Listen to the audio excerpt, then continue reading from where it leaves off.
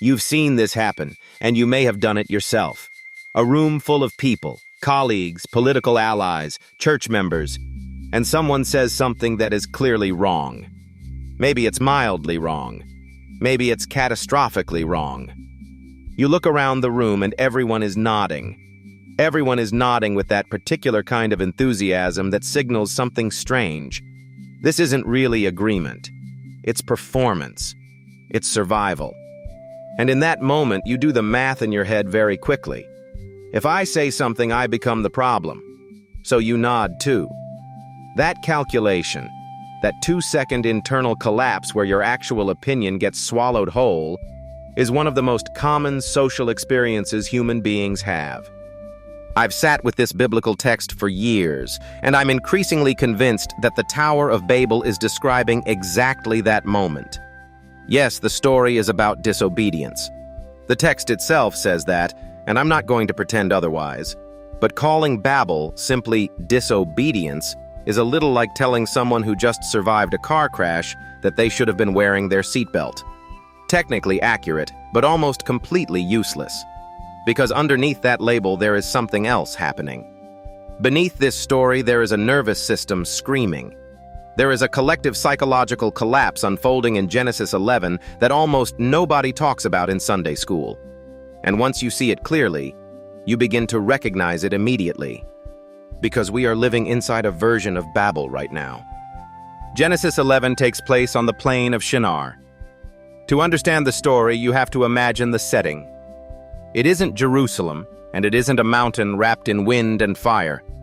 It's flat, oppressively flat. The land of Mesopotamia under the heat of the day, with thick air that smells of wet clay, wood smoke, and the sweat of mass-coordinated labor. Thousands of bodies moving in rhythm. There's a detail in the Hebrew text that stands out every time I read it. The people speak to one another. The language suggests constant conversation, voices feeding voices in a closed circuit of agreement. No one steps outside the loop, and no one asks the question that would break it. The bricks in their hands matter too. Fired brick was a relatively new technology in the ancient world. Holding one of those bricks would have felt like holding the future itself, solid, warm, and full of possibility. Somewhere in that crowd, someone says, "Come, let us build a city, and let us make a name for ourselves." And every single person on that plain agrees, every one of them. That isn't unity. It isn't community. Psychologically speaking, it's something else entirely. Social psychologists have a term for situations like this: groupthink. The concept was developed while studying disastrous decisions made by highly intelligent groups of people, moments in history when the desire for unity slowly replaced the willingness to question. But the deeper mechanism isn't just intellectual failure, it's biological. Neuroscience has discovered something uncomfortable about the human brain. The brain processes social rejection, using many of the same neural pathways it uses to process physical pain. To your nervous system, exclusion from the group doesn't merely feel embarrassing, it feels dangerous. For most of human history, being pushed outside the tribe really did mean death. So when everyone on the plain of Shinar joins the Tower Project, something deeper than agreement is taking place. They are not simply participating in a shared project, they are being absorbed into a collective identity. There's an important difference there. You can join something and still leave it. But when you are absorbed into something, your belonging, and therefore your safety, becomes tied to it. Seen through that lens, the compliance at Babel wasn't stupidity. It was the human body doing exactly what bodies evolved to do: protect belonging at almost any cost. But the text reveals an even deeper motive with a single phrase: let us make a name for ourselves. The Hebrew word here is Shem, and it carries more weight than the modern English word name. In the ancient world, a person's name represented their existence, their legacy, and their continuity beyond death. To lose your name was to vanish from memory. So what the builders are really saying is something much more revealing. They want to secure permanence. They want to guarantee that their existence will matter. Anthropologist Ernest Becker famously argued that much of human civilization is built as a defense against the terrifying awareness of mortality. In that sense, the tower was not merely architecture. It was a monument to the anxiety of impermanence. The people of Babel didn't simply want to reach the sky. They wanted to become the kind of people who built something so large that the sky would have to notice them. And this is where the story becomes uncomfortable. The wound beneath Babel wasn't arrogance. Arrogance is the outer shell. Inside was something much more fragile, a constant, low-grade terror of being forgotten. Now, consider a familiar modern experience. You open your phone on an ordinary Tuesday morning and suddenly notice that every political leader in your feed is posting essentially the same message. Not merely the same topic, but the same structure, the same phrases, and the same talking points in the same order. You can almost feel the memo that must have circulated the night before. At first, it looks like strategy, and in some sense, it is. But it's also the same 2-second calculation happening thousands of times simultaneously. If I say something different, I become the problem. That's the moment when unity turns into Babel. From the inside, it feels like strength and solidarity. People inside the echo chamber feel the energy of collective agreement.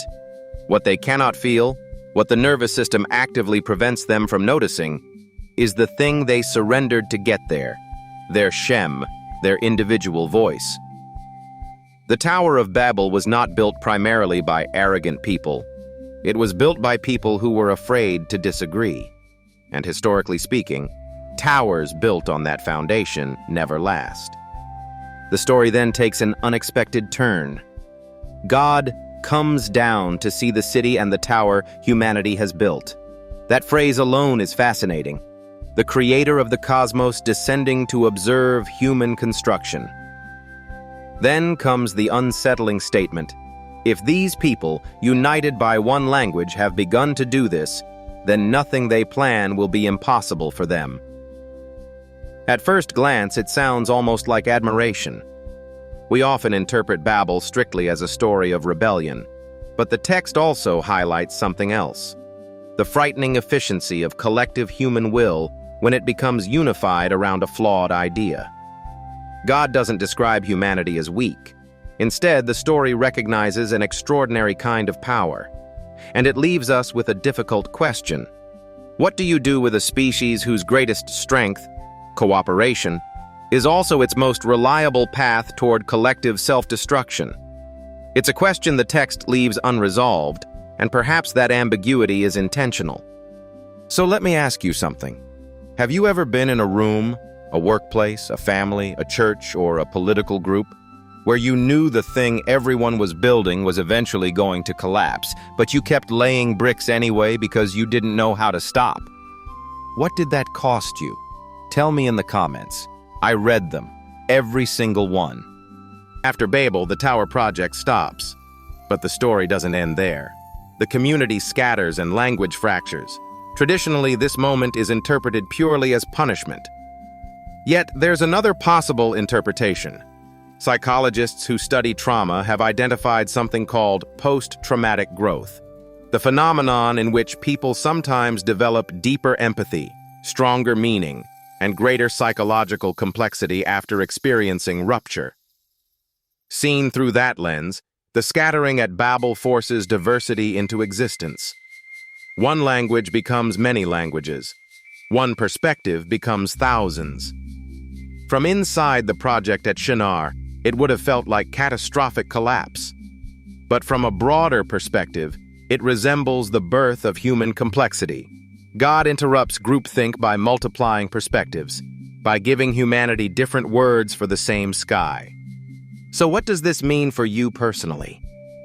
If you've ever been the person in the room who couldn't quite nod along, or the person who nodded and then spent the next 3 days feeling uneasy about it, that discomfort may not be a malfunction. It might be information. It might be your Shem refusing to dissolve into the crowd. It might be the part of you that knows your own name pushing back against a system that requires you to forget it. That friction is ancient. If you want to use theological language, it may even reflect the imago Dei, the image of God within human individuality, refusing to become just another brick in someone else's monument. Your resistance to groupthink is not necessarily weakness. It may be the raw material of your voice. So here is something to carry with you this week. The next time you feel that familiar 2-second calculation beginning, the moment when you are deciding whether to speak honestly or simply nod, try noticing what your body does before you make the decision. Not to judge it, just to observe it. Because that small space between perception and performance is the location of your freedom. It may be small, but it belongs to you. And if the story of Babel teaches anything, it is this: monuments built from fear eventually collapse.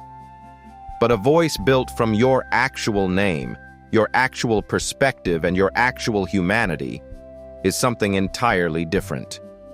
That kind of building begins one brick at a time. Before you go, here is a recap of our last video, and you might want to see it.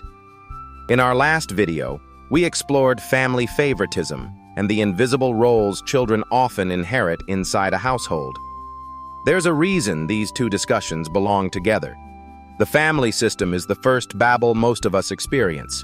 It's the first environment where we learn whether our individual voice is safe, whether our Shem, our name, will be welcomed or quietly suppressed to keep the family structure stable. The lessons learned at the dinner table tend to follow us for decades. They appear later in workplaces, churches, political movements, and online communities. The private echo chamber of family life often becomes the training ground for the public echo chambers we encounter later. Understanding both dynamics, the family system and the collective one, may ultimately be the same work. I'll see you in the next one.